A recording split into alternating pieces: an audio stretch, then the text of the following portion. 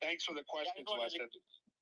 Yeah, I just wanted to give a shout out to Skye Blue too. I don't know if you guys heard it, but I guess it happened during the Harley match and Skye Blue, but there was a lot of sexual harassment stuff going on, and Yes. you don't need that in wrestling. Yeah. So did anybody? So I saw that, and we follow each other. I follow her on X. I don't know her though. What?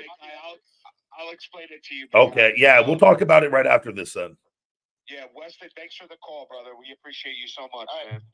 Thank you, Weston. Later, man. Yeah, we'll end the show with this because I know that was I've had that down and I forgot. Yeah, Chelsea Green.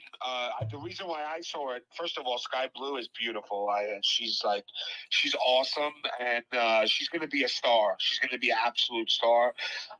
But she was wrestling the match, and Chelsea Green retweeted like a fan's tweet saying like how women shouldn't dress showing their butt cheeks and things like that, and blah blah blah. So Chelsea retweeted and said like, how is it fair that men can do this and they don't get sexualized, but once a girl dresses that way, it becomes sexualized. And then also they stated that a fan in the crowd was yelling such obscene sexual remarks that the crowd around him was telling him to shut up, and he had a kid with him, and he still wouldn't shut up. Even after all that, Aubrey had to call for security and have the guy removed. Yeah, that's how bad it was. So there's no place for that, and I'm happy. And I am curious. I would like to know what that guy was saying. It had to have been bad because there were multiple things I saw with that. There's no place for any talent with that, men or women, with that. But like the thing, so.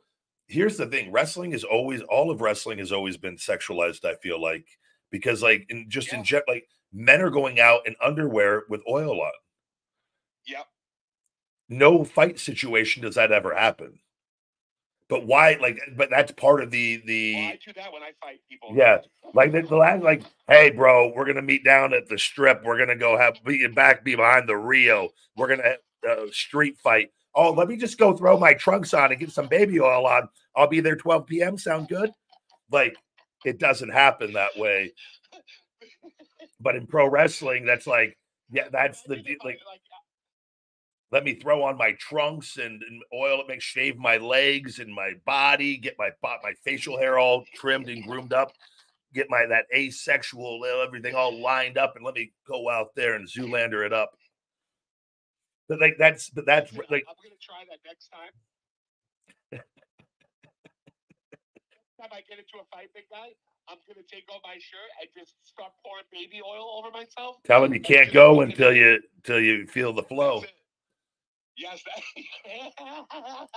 But wrestling, that's kind of with wrestling. That's why I feel like and there's talents now. Not everybody wears trunks, and it's changed a little bit. Like I've always questioned, like, I go, when did that become a thing that like when you fight, you fight in underwear, but even like UFC, like it's trunks, like because like the shorts, because even like underwear are more sexual than trunks than the shorts or like that stuff, and like so I'm like, when did that become like?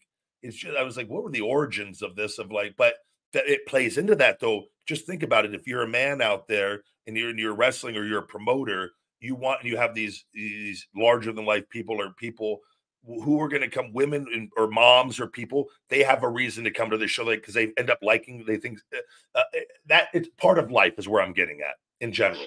People are attracted to people like that's. So to not play into that is kind of silly in a business that's all about making money. You want to be able to appeal to all people. You just don't want, it's not though the main focus. It's just kind of part of it. Like that it's never, it's not the highlight of the show. It's not the focal point of the show.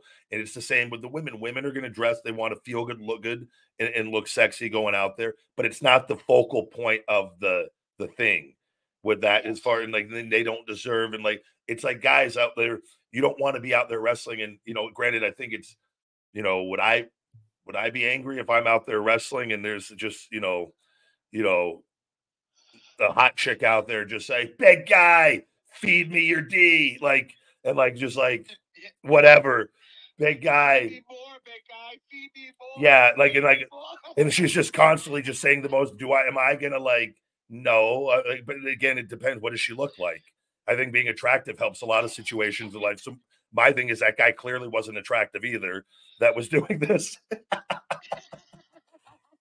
Maybe, but no, but like you can't act like that guy. People, his wife in the crowd. What happened? Randy Orton met his wife. Yeah. Randy, there you go. With that, she's a very good looking person, right? Like, so, yeah, she's smoking. I can promise you that doesn't happen if she doesn't look the way, like, the personality would not have shined through if it was in another body. But like, that's life. And then you get to the personality, like it's a combination with it. But like, 100%. That guy though, like, but people like that though, like that guy, and I don't know what he was saying. You can't behave like that. And if a woman was doing, and I joke around a lot, if a woman was doing that at a guy, and was being really obscene and saying things with kids around, like they would get rid of her as well, and they should.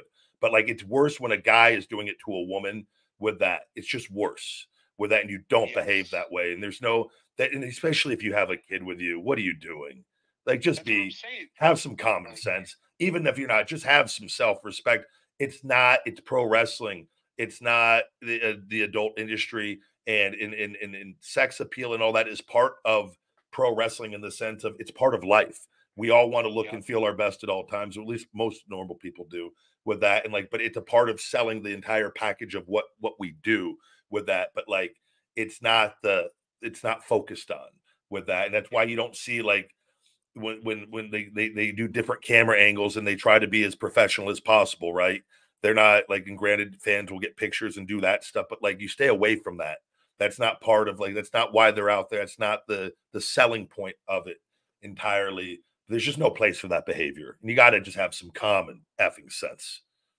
The thing is, now that kid thinks that's acceptable, right? And that's why, like, behaviors are learned. Like racism is learned. Like, these things are learned. These hateful behaviors, they're all taught. They are, to kids. Yeah. Kids don't wake up and hate people or hate a certain thing. They're taught that way, and that's the issue with that kid. Is going to be subjected to that father's thoughts and probably how he's in the right of what he did, despite whatever happens from the outside. That kid will grow up, because that's his dad, right?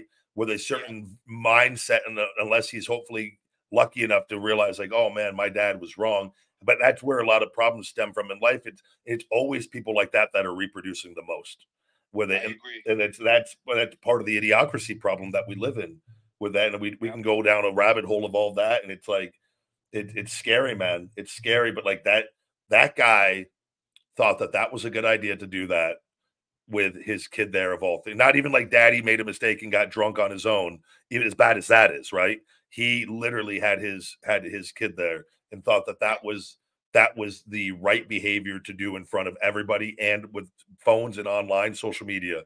Like, he in no way, shape, or form thinks he's wrong. I promise you. So I agree. I think